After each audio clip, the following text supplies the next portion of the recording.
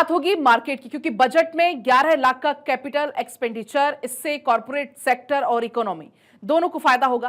Capital expenditure में GDP growth 0.2% बढ़ने की संभावना है। सोने की ड्यूटी कम करने की वजह से दाम कम होने की संभावना है। ऑटो के उत्पादन जर्मनी में हाई लेवल पर पहुंच गया है। ऑस्ट्रिया के आईआईपी में भी तेजी की संभावना है। और इस बीच हमारे साथ मार्केट एक्सपर्ट आकाश जिंदल जी जुड़ चुके हैं। बहुत स्वागत आपका भारत 24 पर। लेकिन कल हमने देखा, जैसे ही बजट की घोषणा शुरू हुई, काफी ज्यादा फ्लक्चुएशन मार्केट में कल देखने को मिला। अगर बात करें आज की स्थिति की, वो कैसी रहने वाली है, और साथ साथ जो बजट आया है सामने, उसको लेकर मार्केट की क्या कुछ स्थिति रहने वाली है? देखिए, जहां तक जो बजट सामने आया है, बहुत ही मिनिस्टर निर्मला सीतारमण जी को मुबारकबाद दूंगा, प्राइम मिनिस्टर साहब को।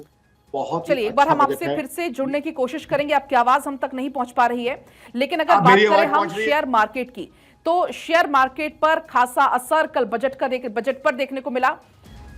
आकाश जी, अब आप अपनी बात पूरी करिएगा। क्या मेरी आवाज पहुंच रही है? क्या मेरी आवाज पहुंच रही है आपके पास?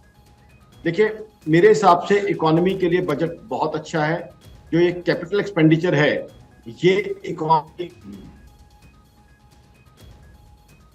होगी और इससे इकोनॉमी की ग्रोथ होगी।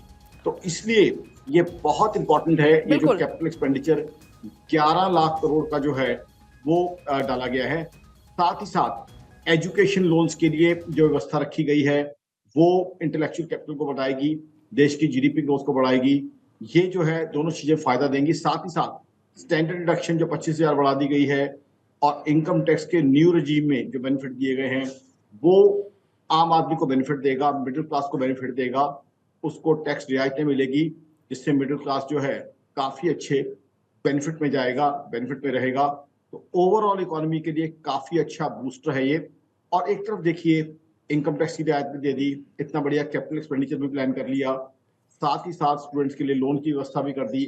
दूसरी तरफ डेफिसिट यानी सरकारी घाटा, उसका टारगेट मात्र 4.5% रखा गया है 2024-25 के लिए।